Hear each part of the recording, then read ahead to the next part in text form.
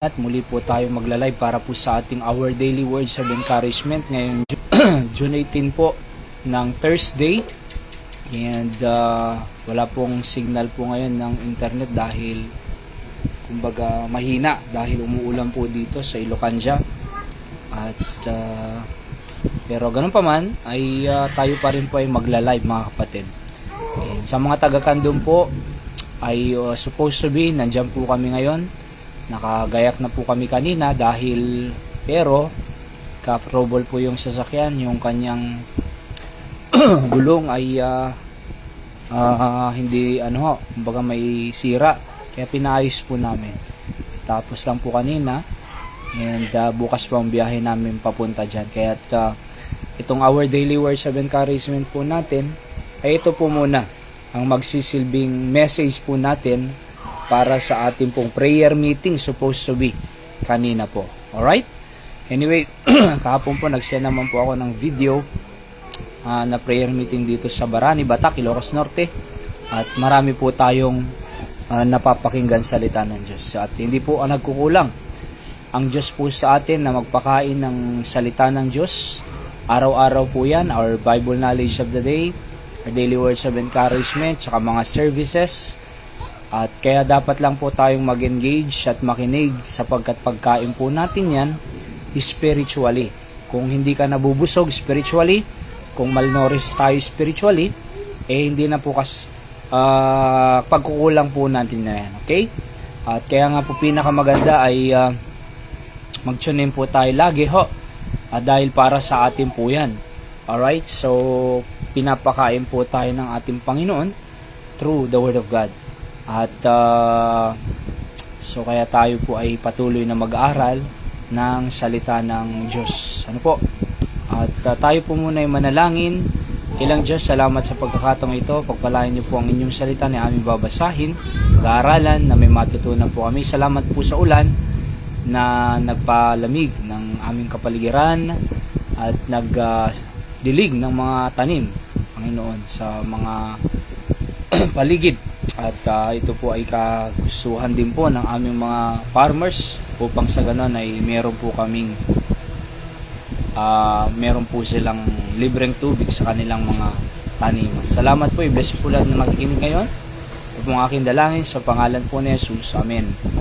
Okay, so ang ating pong text verse po ay dito sa Pagindaraman na.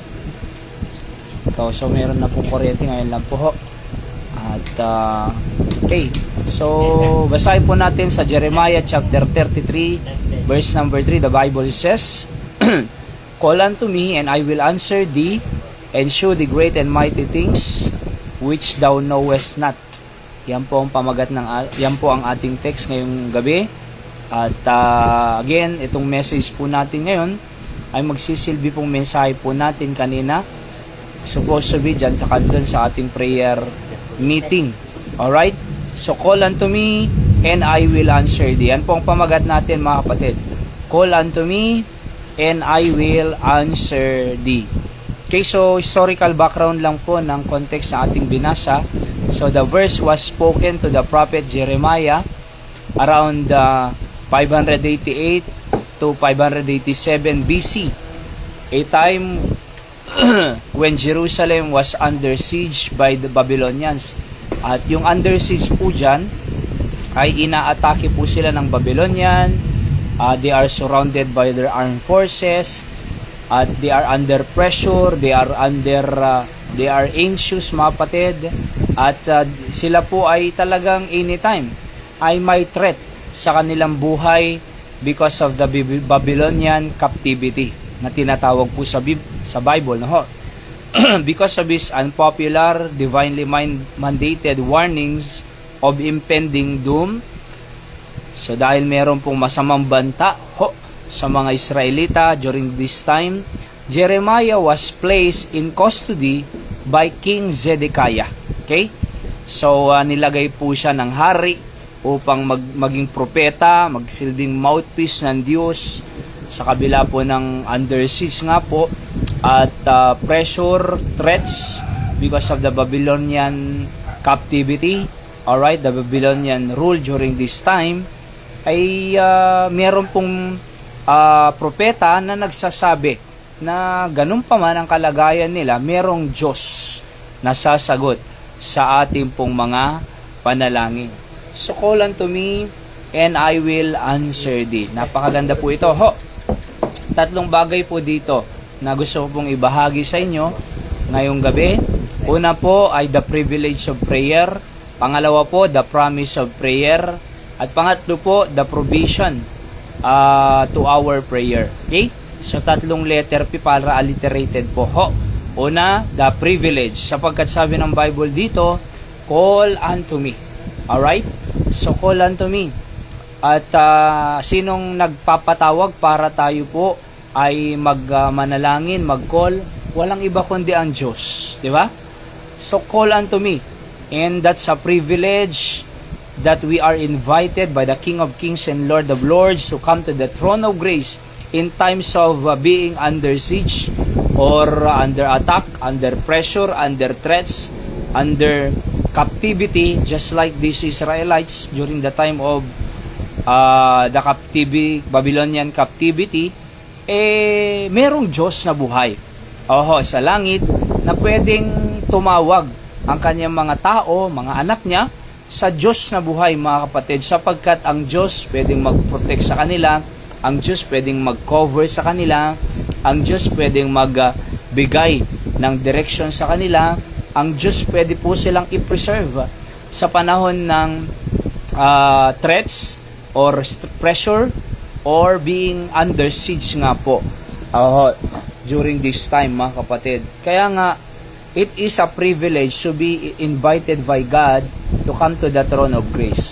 So, can you imagine kung ang Diyos ang nagsasabi, pumunta kayo sa akin at tumawag kayo? Aba, malaking pribileyo. Sa katunayan po, ay kung tayo po ay tatawagin ng mayor natin na pumunta sa kanyang office, malaking pribileyo sa yan. Baka nga bibili ka ng bagong damit mo, isusuot mo yung the best na damit mo para pumunta sa mayor's office. Bakit? Dignitarian na yan Yung nag-i-invite sa'yo ay isa ng, kumbaga, kinikilala, authority, nire-respeto, may kapangyarihan, seculariho.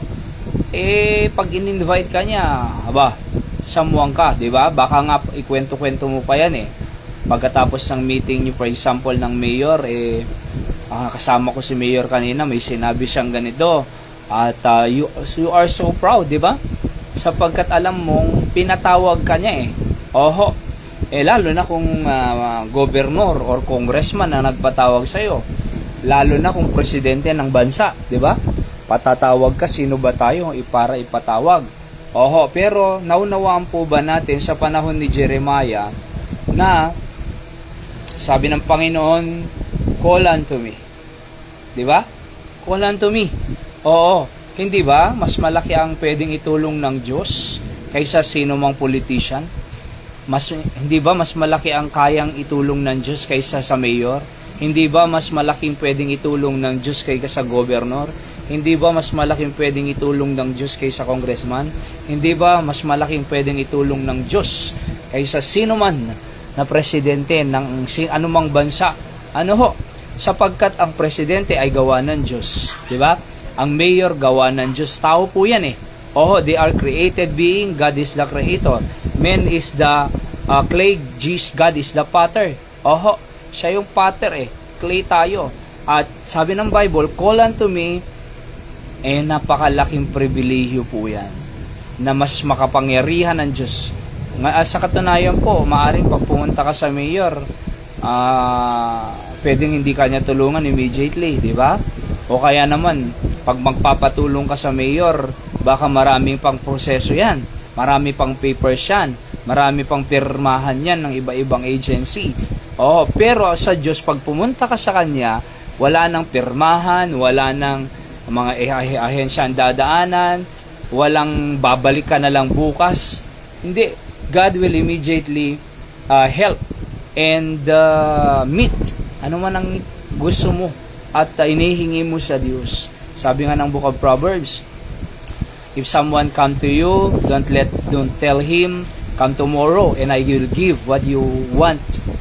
kundi sabi ng Bible, kung pumunta siya ngayon, tulungan mo na sapagkat hindi mo alam kung buhay ka pa bukas, di ba? So, ganun din po ang Diyos, mas lalo na ang Diyos, mga kapatid. Oho, kaya nga pag pumunta tayo sa Panginoon, God will immediately help us and give what our needs, oho, na dinidesire sa Diyos. Alright? Sa katunayan po, ang mga Israelites, sabi ko nga, they are under pressure, they are under threats, attacks anytime. They are surrounded by the Babylonian soldiers. Takot na takot po sila dito. Pero merong Diyos, sabi ng Bible, na pwede tayong tumawag sa Kanya, at pag tumawag tayo sa Diyos, i-cover niya tayo, proprotektahan niya tayo, i-guide niya tayo, i-preserve niya tayo, tutulungan niya tayo, at ano pa man ang pwedeng ibigay ng Panginoon sa ating mga panalangin. So, it's a privilege to be called for God to para sa atin na i-invite ng dakilang Diyos. So, call unto me, privileges of prayer po yan. Number 2 po, and I will answer thee, promise of prayer. Pangalawang letter. Alright? So, ang Diyos po, hindi lang po niya tayo pinatawag para pinatawag lang, kundi merong pangako ang Diyos na sasagutin ka niya. Sabi ko nga kanina, baka nga pag nagpatulong ka doon sa DSWD or sa social welfare, or baka nagpatulong ka sa Congress office or doon sa governor's office or saan mang opisina po yan, ng mga abogado, kung saan man, baka nga hindi ka tugunan agad baka nga hindi ka tulungan agad baka nga dadaan ka pa sa proseso baka nga napakarami mo pang gagawin. Alright? Pero ang Diyos, mga kapatid, mayroong pangako dito na sinabi niyang tumawag ka lang sa akin, sabihin mo lang ang gusto mo, sabihin mo lang ang burden mo at mga kangangailangan mo, and the promise of the God is, I will answer thee. Napakaganda po yan Oho. So, sasagutin ka, kapatid. Hindi lang pinatawag ka na walang hindi sasagutin. Hindi po maharahas ang Diyos para sabihin niyang tumawag ka at hindi kita sasagutin. Walang ganun Tumawag ka at bahala ka sa buhay mo. Walang ganun. Ang pangako po dito, pag tumawag ka, I will answer thee. Aba, napakaganda po yan, mga kapatid. And sa mayor, sabi ko kanina, kung pupunta ka, maaring hindi kanya tulungan, pwede kanyang tulungan. Pero yung itutulong niya, nais kong sabihin sa bawat isa sa atin, na hindi po malaki yan. Pansamantalang pangangailangan lang po yan. Oho, baka nga hindi pa abot ng isang buwang gastos mo yan Pero sa Diyos, mga kapatid, pag tayo ay tumawag sa Kanya, God will give according to what we ask. Alright? God will give according to your needs. God will give according to your desires. God will give according to what you ask from Him. Sabi nga ng Matthew 7:7 ask and it shall be given unto you. Diba? So tumawag ka at ikaw'y bibigyan. Oho. So may pangako, mga kapatid, na ang Diyos po ay sasagutin niya ang ating pong pangangailangan, mga kapatid, according to your need. By the way, hindi lang po financial, hindi lang po physical, hindi lang po anumang material yan, but higit sa lahat po, yung ating character, yung spiritual needs natin, yung ating pong pangangailangan ng ating kaluluwa. Oho, yung ikakalago po natin, yung ikakaayos ng ating pamilya, yung ikakaayos ng relasyon natin sa ating asawa, yung ikakaayos ng future ng ating mga anak, how could we able to direct them, mga kapatid? Iyan po ay higit sa anumang material na bagay, higit sa anumang pera, higit sa anumang mga tinatangkilik ng tao sa lupang ito. Masigit ang Diyos. Alright? Pag siya po ay sumagot, sapagkat sabi ng Bible, call unto me and I will answer thee. Sasagutin po tayo ng ating Panginoon. Pangatlo pong letter P, patapos na po tayo. Yung una sabi ko, privilege of prayer. Bakit? Pinapatawag tayo, ini-invite tayo ng Diyos para tumawag. It's a great privilege, mga kapatid. State number 2, the promise of prayer, sasagutin ka. Alright? Oho. And number 3 po ay yung provision to our prayer. Anong ibig sabihin po yan? Provision po, sabi ng verse ito, and show the great and mighty things which thou knowest not. Show the great and mighty things which thou knowest not. Ano po? Yung great po dyan at mighty things ay yan po yung mga maaring hidden plans pa ng Panginoon sa buhay mo, spiritual truths, and future restoration of His people.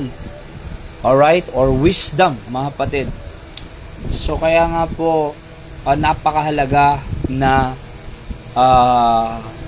maunawaan natin, meron tayong privilege na manalangin, may promise, at may provision. Show the great and mighty things. It beyond our expectation, mga kapatid.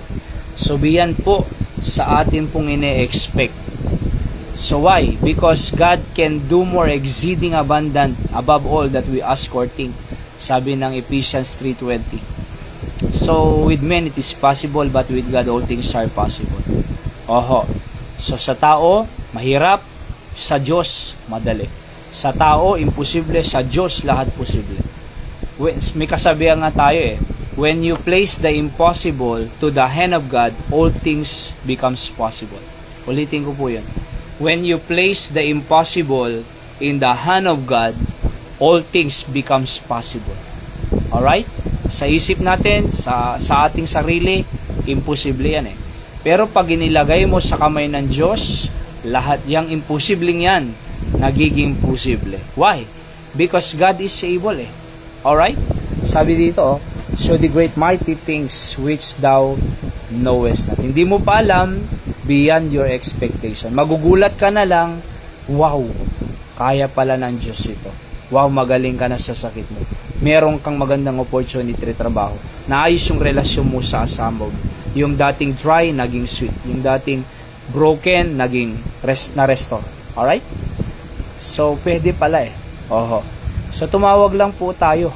Again, ang ating pamagat, call unto me, and I will answer thee. Tayo po'y manalangin, dakilang Diyos, salamat sa inyong salita, pagpalain niyo ito sa aming buhay, panatilihin niyo po ang inyong mga salita sa aming pong buhay, mga prinsipyo at mai-apply namin. Tunay nga po, Panginoon, that when we place the impossible in the hand of God, that impossible becomes possible. Salamat po, i-bless niyo po ang lahat ng nakikinig sa po ng kanilang pamilya, saan man sila naroon. Ito po ang aking dalangin, sa pangalan po ng aming Panginoong Hesus. Amen. Magandang gabi po sa lahat ng nakikinig dyan sa Candon, yun din po dito sa Ilocos Norte, sa Batak, and sa Pangasinan po, sa Bulacan, and sa Pampanga, sa Abra, South Korea, sa Asia, and ganun din po sa iba-ibang state ng Amerika. Ang Diyos pong magpala sa inyo, live or replay. God bless you all. I love you all. See you on the next episode of our Daily Words of Encouragement. At by the way, sa Sunday po, Father's Day natin po, dyan sa Candon City. Let's invite more fathers, mga taga-Candon. At we will honor them, we will recognize them, and we love them so very much. Alright? So God bless you po. At magandang gabi po sa bawat isa sa atin.